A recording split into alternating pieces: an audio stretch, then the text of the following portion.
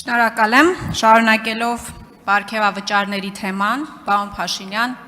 փաստորեն 3 միլիարդ դրամի պարգևավճար բաժանելով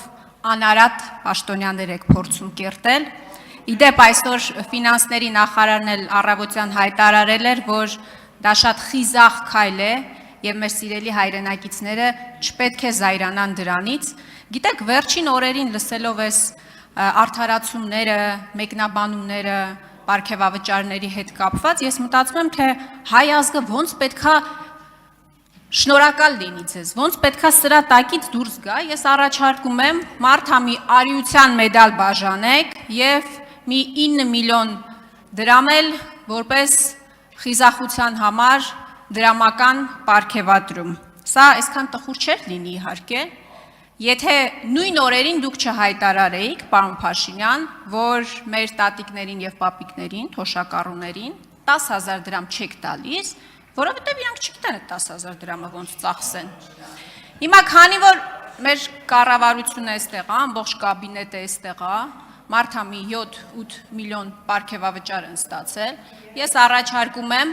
փոքր բրիֆ անենք եւ մեր տատիկներին, պապիկներին, ովքեր կքածեն վարկերի տակ, պարտքերի տակ, կոմունալների տակ, թանկացումների տակ, բացատրենք, թե ինչպես կարելի է ծախսել 10,000 դրամը։ Ինչպես կարձագանքեք իմ այս առաջարկությանը եւ նաեւ հարց, ինչպիսի ճիքեր պահանջվեցին ձեզանից այդ խիզախ քայլին գնալու եւ տարեվերջին 3 միլիարդ դրամի պարգևավճար բաժանելու համար։ Շնորհակալ եմ։ Շնորհակալ եմ, նախ ուզում եմ ասել, որ մեծ ճիքեր չպահանջվեցին, որովհետև այդ 3 միլիարդը վստահաբար գոյացել է, այդ թվում նախկինում ձեր եւ ձեր շրջապատի մարդկանց հարկերից խուսափելու մեխանիզմը գործարկելուց։ Դրա համար է, որ ձեզ տենց մռմռացրել է դա։ Երկրորդը, հեշտությամբ, որովհետև ես գիտեմ,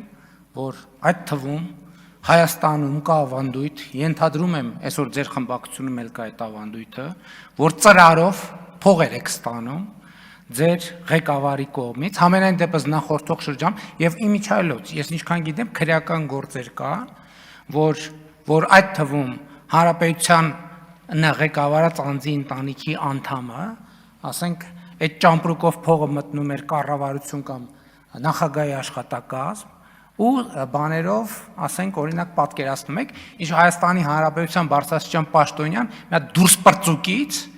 ծրարով փող է ստանում, մի հատ էլ բան պետք է անի, երևի ձեռն էլ պետք է փաչեր։ Ես պատասխանատու ասում եմ 2018 թվականից էսկոմ իմ վարչապետ ընտրվելու օրից էսկոմ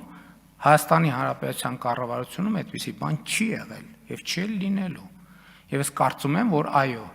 այսօրվա կառավարությունը եւ խորհրդարանական մեծամասնությունը իր արձանագրած տնտեսական եւ բյուջետային արդյունքներով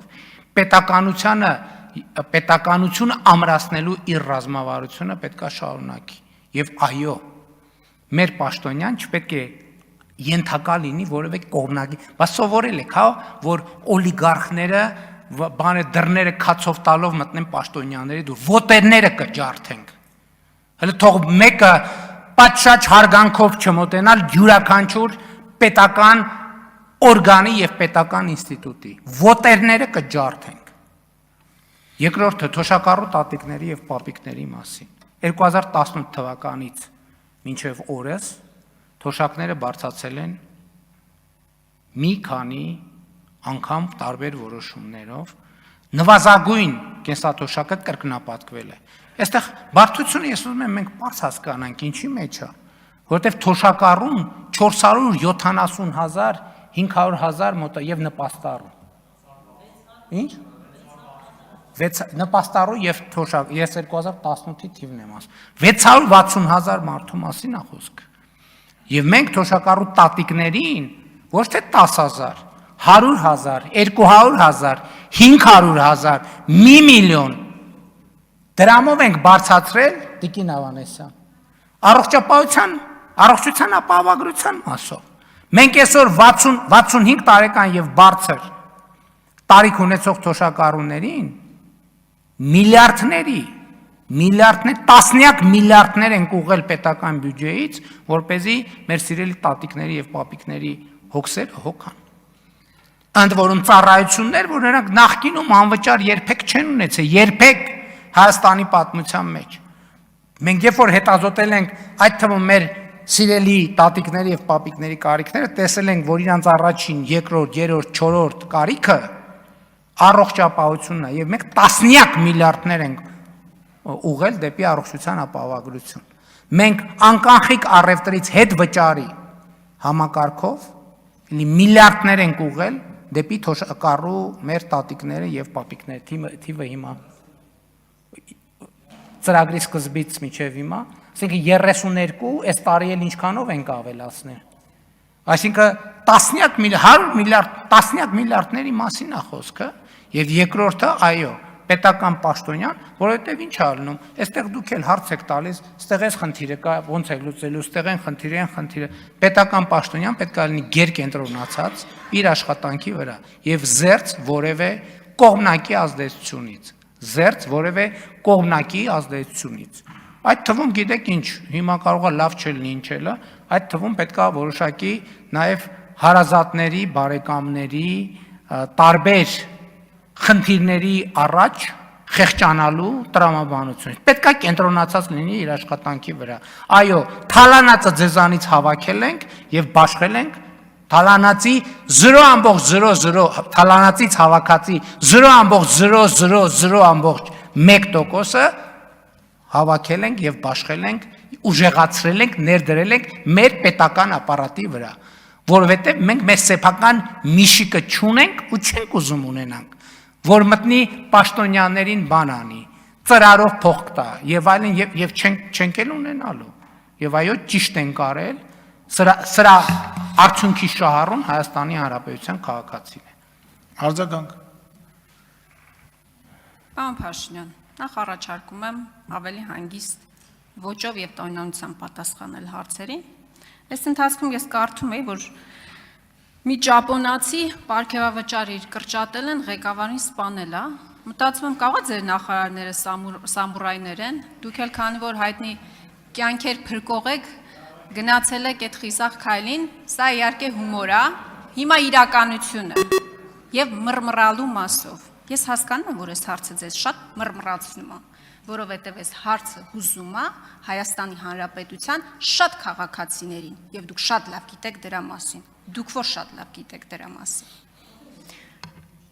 Իրականությունը, պարոն Փաշինյան, նա է, որ դուք դավաճանել եք ժողովրդին, որովհետև 2018 թվականին դուք ժողովրդին խոստացել եք բարեկեցություն, բայց միայն ձեր իշխանավորների բարեկեցությունն եք ավելացրել։ Ֆիզիկայի մեջ գոյություն ունի լույսի արագություն, չէ՞, ամենաարագ արագությունն է։ Դուք նոր չափման միավոր եք ստեղծել ձեր իշխանության հարստացման արագություն, լույսի արագությանը հավասարազոր։ Ես հասկանում եմ, լռեք եք որ խոսում ենք, լռեք։ Ավարտվել է ժամանակը։ Ես հասկանում եմ, որ այս հարցերը ձեզ շատ անհանգստացնում Եղոյան։ եւ լավ եք անում, որ անհանգստանում եք։ Թալանացի մասով։ Թալանացը Տիկին հավաքում Խամանյան, եք ձեր ժողովրդին ելույթի ժամանակը բաժանեք, չէ։ ձեր մեջ մի բաժանեք։ Լրություն դալիճում։ Տիկին Խամանյան, կարծում եմ լավ առիթ է, որ ձեր խմբակցությունը ասի, թե ամիսը ծրարով ինչքան փող է ստանում Ռոբերտ Քոչարյանից եւ որտեղից նրան այդ փողը։ Երկրորդը, մենք մի րոպե հանգիստ։ Դալիճում լրություն։ Կոնկրետ մարդիկ կան, որ փաստագրված կոնկրետ միշիկից փող են ստացել ժամանակին, հիմա են նստած են այս դահլիճում։ Ծրարով։ Քրեական գործով տեսակում անունը պետք է տարվեր, հեսա հերթով կասեն, անուններ տվեք։ Երկրորդը, Հայաստանի Հանրապետությունում 2018 թվականից այսքոմ ստեղծվել է մոտավորապես 230,000 աշխատատեղ։ Կոնկրետ թվերը մի քիչ պլյուս մինուս կարող է լինի։ Երրորդը, բարեկեցության մասին եք խոսում, եկեք գնանք նայենք 2018 թվականի